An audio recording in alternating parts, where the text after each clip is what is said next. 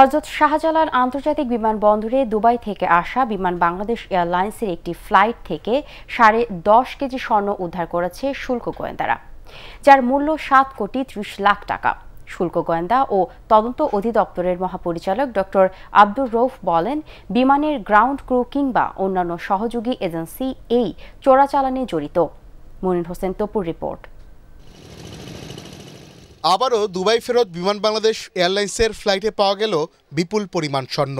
সকাল 8:30টায় হযরত শাহজালাল আন্তর্জাতিক বিমানবন্দরে অবতরণ করে দুবাই থেকে আসা বিমান বাংলাদেশ এয়ারলাইন্সের একটি ফ্লাইট। গোয়েন্দা তথ্যের ভিত্তিতে এই বিমানে অভিযান চালায় শুল্ক গোয়েন্দারা। দীর্ঘ তল্লাশির পর এয়ারক্রাফটের সিটের পাইপের মধ্যে 9টি প্যাকেটে 90টি স্বর্ণের বার পাওয়া যায়। শুল্ক গোয়েন্দা ও তদন্ত অধিদপ্তরে সংবাদ সম্মেলনে সংস্থাটির মহাপরিচালক ডক্টর আব্দুর রউফ বলেন, যাত্রী কিংবা বিমান ক্রুদের পক্ষে এই স্বর্ণ চোরাচালান করা সম্ভব না। এটা যেভাবে এখানে লুকানো হয়েছে, এটা তো 5-10 মিনিটের কাজ না। যে পাইপের উপর সিট বসানো থাকে, সেই পাইপের ভিতরে স্কচটেপ দিয়ে আগে মোড়ানো হয়েছে, মুড়িয়ে স্কচটেপগুলো লম্বা করে পাইপের ভিতরে ঢোকানো হয়েছে। এটা তো কেউ হাত দিয়ে কাজ করতে পারবে না।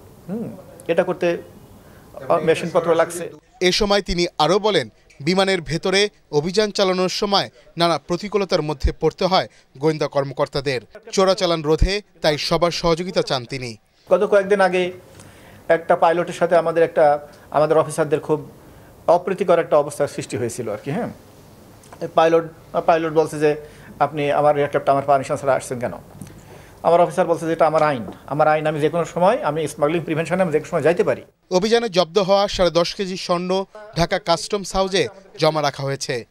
মনির হোসেন তপু, ATN বাংলা, ঢাকা।